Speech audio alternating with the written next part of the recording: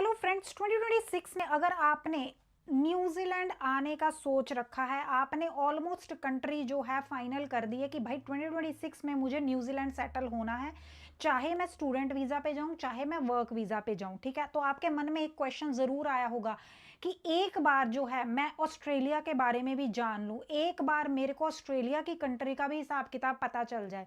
या फिर अगर आपने ऑस्ट्रेलिया कंट्री फाइनल कर ली है कि 2026 में मुझे ऑस्ट्रेलिया मूव होना है फैमिली को लेकर के या एज एन इंटरनेशनल स्टूडेंट, तो मुझे यार न्यूजीलैंड का भी कोई बता दे कि न्यूजीलैंड में ये सारा सिनेरियो क्या चल रहा है, 2026 का आउटलुक क्या है। तो ये वीडियो आप लोगों के लिए, इस वीडियो के अंदर मैं आपको क्लियर ब्रेकडाउन दूंगी based on real experiences, real struggles. आपको पूरा मैं बताऊंगी पर्सनल लाइफस्टाइल डिफरेंसेस क्या रहने वाली है, जॉब मार्केट क्या रहने वाली है, कॉस्ट ऑफ लिविंग क्या होगी दोनों कंट्रीज की, या और भी बहुत कुछ हम इसके अंदर डिस्कस करेंगे। गाइज, मेरा नाम रजनी है और मैं न्यूजीलैंड में रहती हूँ। पिछले 10 साल से मैं न्यूजीलैंड रह रही हूँ। मेरे अपनी जो सिबलिंग्स है वो ऑस्ट्रेलिया के अंदर रहती हैं। मेरी जो क्लास है उसके अंदर आधे से ज़्यादा बच्चे ऑस्ट्रेलिया के अंदर सेटल हैं। तो आज की इस वीडियो के अंदर मैं सारे अपने पर्सनल एक्सपीरियंसेस जो है वो शेयर करूंगी। ठीक है गाइज, ऑस्ट्रेलिया न्यूजीलैंड के कंपैरिजन में सबसे पहले तो अगर आप इंटरनेशनल स्टूडेंट जा रहे हैं या फिर आप अपनी फैमिली के साथ मूव हो रहे हैं, सबसे पहला क्वेश्चन जो आपके माइंड में आता है वो आता है जॉब अपॉर्चुनिटीज़। अगर मैं एज अ स्टूडेंट जा रहा हूँ, क्या मेरे को जॉब जो है वो आसानी से मिल जाएगी? अगर आप अपनी फैमिली के साथ भी मूव हो रहे हैं, ठीक है, क्या जॉब आप लोगों को आसानी से मिल जाएगी? क्योंकि ऑस्ट्रेलिया जो है एक बहुत बड़ी कंट्री है न्यूजीलैंड के कंपैरिजन में। यहाँ ऑफ कोर्स जॉब अपॉर्चुनिटीज़ भी ज़्यादा हैं। यहाँ पर आपको आईटी से लेकर ट्रेड तक जॉब अपॉर्चुनिटीज़ बहुत ज़्यादा मिलेंगी। पर इसका मतलब ये भी है क्योंकि कंट्री बड़ी है तो कंपटीशन भी बहुत ज़्यादा है। अब हम बात करते हैं न्यूजीलैंड का। न्यूजीलैंड का जो जॉब मार्केट है, क्योंकि न्यूजीलैंड एक छोटी कंट्री है तो इसका जो जॉब मार्केट है वो भी छोटा है। ठीक है, अगर आप किसी स्पेसिफिक फील्ड के अंदर जॉब ढूंढेंगे ना न्यूजीलैंड में आके, हो सकता है कि आपको टाइम लग सके। ठीक है, हो सकता है आपको वही फील्ड के अंदर ऑस्ट्रेलिया में जॉब 1 महीने में लग जाए और यहाँ 6 महीने भी ना आपको वो जॉब मिले। ठीक है, job opportunities comparison to Australia कम है यहाँ पर। इसका मतलब ये भी है यहाँ कंपटीशन भी कम है, ओवरली क्राउडेड नहीं है यहाँ। ठीक है, work life balance fantastic work life balance है। ग्रोथ अगर आप पूछे तो ग्रोथ यहाँ पर इतनी फास्ट और इतनी एक्सीलेंट नहीं होगी आपकी जितनी आपकी ऑस्ट्रेलिया के अंदर हो जाएगी। यहाँ पर मतलब बहुत ओवरली एम्बिशियस लोग नहीं है, इतना मतलब भाग दौड़ वाला सिस्टम नहीं है न्यूजीलैंड के अंदर।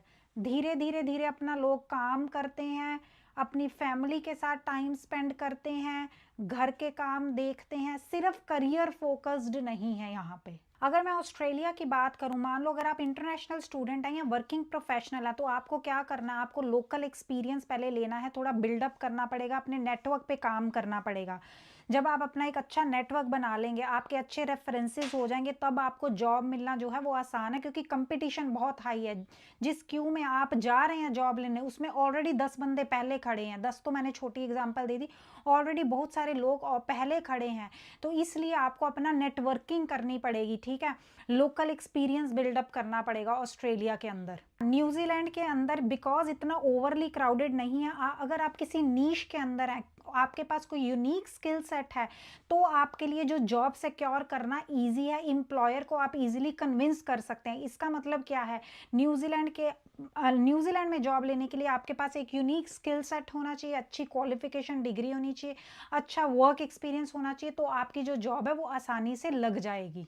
दोनों कंट्रीज में जॉब मिलना पॉसिबल है, पर ऑस्ट्रेलिया में आपको थोड़ा हसल ज़्यादा करना पड़ेगा और न्यूजीलैंड में आपको अपना थोड़ा सा पेशेंस रखनी पड़ेगी और फाइट करनी पड़ेगी अगर आपने जॉब लेनी है। अब नेक्स्ट इंपॉर्टेंट पॉइंट की बात कर लेते हैं, salary comparison between Australia and New Zealand. Guys, अगर सैलरीज की बात करें तो ऑस्ट्रेलिया की जो सबसे बड़ी सिटीज़ हैं वो है सिडनी और मेलबर्न। ठीक है, सिडनी और मेलबर्न के अंदर आपको जो सैलरीज हैं वो उस वहाँ का जो एवरेज सैलरी है वो काफ़ी हाई है न्यूजीलैंड के कंपैरिजन में।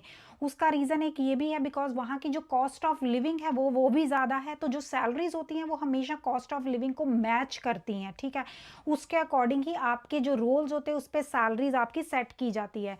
अब बात कर ले न्यूजीलैंड की। न्यूजीलैंड की जो सैलरी है मॉडरेट है, बैलेंस्ड है, पर उतनी नहीं है जितना आप ऑस्ट्रेलिया के अंदर अर्न कर लेंगे। वहाँ की एवरेज सैलरी भी अच्छी खासी होती है। अगर मान लो आप किसी आईटी के किसी रोल पे जा रहे हैं, एज अ सॉफ्टवेयर इंजीनियर जा रही हैं, ट्रेड के किसी रोल पे जा रहे हैं, तो हो सकता है आईटी के रोल पे या न्यूजीलैंड में आपको 100K मिले और वही सेम रोल पे ऑस्ट्रेलिया में आपको 120K मिले। तो इतना डिफरेंस आपको देखने को मिलेगा। यही एक रीज़न है कि बहुत सारे जो कीवीज़ हैं, जो बहुत सारे न्यूजीलैंड के लोग हैं, यहाँ से एक बार सिटीजनशिप लेने के बाद वो ऑस्ट्रेलिया मूव होना प्रेफर करते हैं, बिकॉज वहाँ पर उनको सैलरीज अच्छी मिलती हैं, वेजेस अच्छे मिलते हैं। ऑकलैंड काफ़ी महंगा है न्यूजीलैंड के अंदर। अगर ऑकलैंड से बाहर की आप किसी सिटीज़ में जाएंगे तो कॉस्ट ऑफ लिविंग थोड़ी सी मैनेजेबल है। मैं इतना नहीं कहूँगी कि बहुत कम है, मैनेजेबल है इन कंपैरिजन टू ऑकलैंड। तो सैलरीज के कंपैरिजन में भी ऑस्ट्रेलिया विन करता है और न्यूजीलैंड पीछे रह जाता है। अब हम बात कर लेते हैं कॉस्ट ऑफ लिविंग की। कॉस्ट ऑफ लिविंग जो ऑस्ट्रेलिया के अंदर है वो थोड़ा सा हाई रहेगा। अगर मान लो आप सिडनी में मूव हो रहे हैं या मेलबर्न में मूव हो रहे हैं, अगर आप 1 बेडरूम अपार्टमेंट ले रहे हैं सिटी के अंदर, तो आपको वो पड़ेगा 2500 से लेकर के 3000 AUD on a monthly basis. ठीक है, ग्रॉसरीज जो हैं आपकी मंथली पड़ सकती हैं, एक बंदे का बता रही हूँ 700 से लेकर के 900 AUD मंथली ग्रॉसरीज आपकी पड़ रही हैं। ठीक है, अब बात करते हैं न्यूजीलैंड की। अगर न्यूजीलैंड में आप ऑकलैंड में सिटी सेंटर के अंदर वही 1 बेडरूम अपार्टमेंट लेते हैं तो वो आपका 2000 से लेकर 2500 तक आ जाएगा। अगर आप ऑकलैंड से बाहर लेते हैं किसी स्मॉल टाउन के अंदर तो वो मच लेसर होगा, वो आपका 1000 से लेकर 1500 तक भी हो जाएगा। और ग्रॉसरीज की बात कर लो, डेली यूटिलिटीज़ की बात कर लो, ट्रांसपोर्टेशन की बात कर लो, ऑकलैंड के अंदर काफ़ी एक्सपेंसिव है जो ग्रॉसरीज है, ट्रांसपोर्टेशन है और बाकी यूटिलिटीज़ है। अगर आप ऑकलैंड छोड़ करके दूसरी सिटीज़ के अंदर जाना चाहते हैं, जैसे कि वेलिंगटन है, क्राइस्टचर्च है, तो आपका ग्रॉसरीज का भी खर्चा कम आएगा और अदर यूटिलिटीज़ एंड ट्रांसपोर्टेशन का भी खर्चा कम आएगा। एक बंदे का मैं बता देती हूँ ग्रॉसरी का खर्चा यहाँ पर आपको 500 से 600 जो है पर मंथ देना पड़ेगा। बाकी डिपेंड करता है आपकी ईटिंग हैबिट्स क्या हैं, आप कितना बाहर जाके खाना खाते हो, कितना रेस्टोरेंट्स, होटल्स वगैरह जाते हो। तो अब हम बात कर लेते हैं यूनिवर्सिटीज़ एंड कोर्सेज़ के बारे में। ऑस्ट्रेलिया के अंदर बहुत सारी यूनिवर्सिटीज़ हैं और आपको वाइड रेंज ऑफ कोर्सेज़ भी मिलेंगे। यहाँ पर आपको आईटी से लेके business, health care, nursing, civil engineering, trade, कोई भी आप कोर्स जो है वो पिक कर सकते हैं। तो बेसिकली आप अगर ऑस्ट्रेलिया जाने का सोच रहे हैं आपको ज़्यादा एक्सपोजर मिलेगा, क्योंकि यूनिवर्सिटीज़ जो इनकी हैं ग्लोबली अच्छे नंबर पे रैंक करती हैं। पर बस इसका डाउन साइड ये है कि आपको फीस जो है वो ज़्यादा पे करनी पड़ेगी कंपैरिजन टू न्यूजीलैंड। यहाँ पर इंटरनेशनल स्टूडेंट को जो फीस होती है वो बहुत ज़्यादा पे करनी पड़ती है, डिफरेंस एक्चुअली में ज़्यादा है।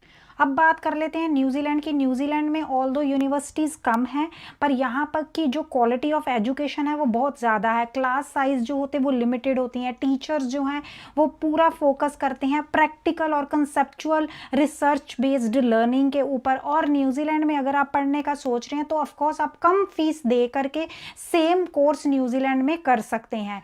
फीस जो है आपकी ऑस्ट्रेलिया में ज़्यादा लगेगी, न्यूजीलैंड में वही कोर्स की जो फीस है वो कम लगेगी। अब बात कर लेते हैं part time job for international student. अगर आप ऑस्ट्रेलिया के अंदर हैं तो आपको पार्ट टाइम जॉब मिलना आसान है, चाहे आप किसी रिटेल में कर सकते हैं, वेयर हाउस में कर सकते हैं, कैफ़े में कर सकते हैं, रेस्टोरेंट में कर सकते हैं।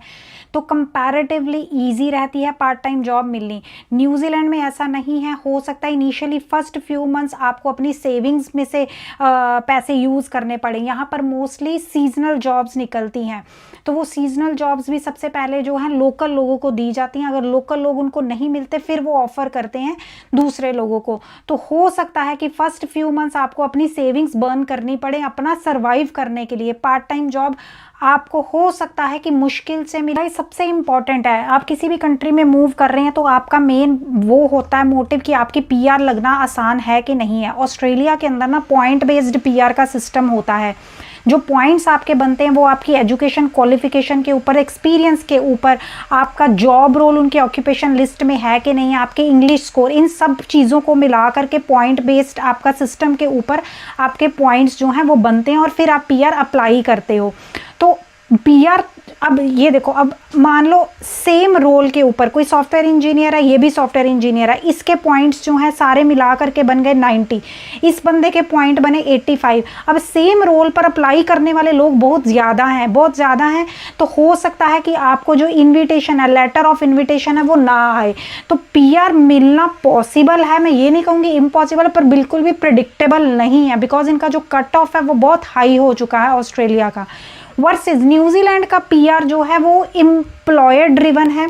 आपके पास मान लो एक ऐसी जॉब है जो कि ग्रीन लिस्ट के अंदर आती है, या फिर जिसकी बहुत ज़्यादा डिमांड है न्यूजीलैंड के अंदर, तो आप जो है वर्क टू रेसिडेंसी कन्वर्ट हो सकते हैं, और एक बार आप रेसिडेंसी पे आ गए तो आपको पीआर पाथवेज जो हैं आपके बहुत ही स्मूथ हो जाते हैं।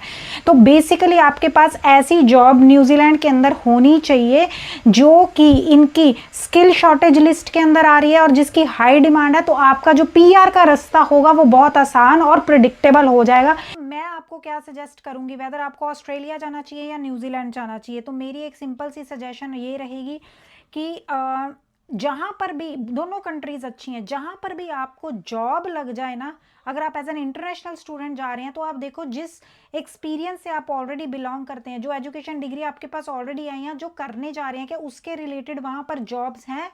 अगर जॉब्स आपको लगता है कि आपका जॉब प्रोस्पेक्टस अच्छा रहेगा ऑस्ट्रेलिया के अंदर, तो आप ऑस्ट्रेलिया मूव हो जाएं। अगर आपको लगता है आपके फील्ड की जो जॉब है न्यूजीलैंड में आपको मिल जाएगी ईजिली, तो आप न्यूजीलैंड, क्योंकि अगर आपकी एक बार जॉब सिक्योर हो जाती है ना, तो दोनों कंट्री ही बेस्ट हो जाती हैं। जॉब के साथ ही सारी चीज़ें कनेक्ट होती हैं, तो जहाँ पर भी आपकी ईजी जॉब हो जाए, या पहले लग जाए या वहाँ जाने के बाद लग जाए, वो कंट्री आप चूज़ कर सकते हैं।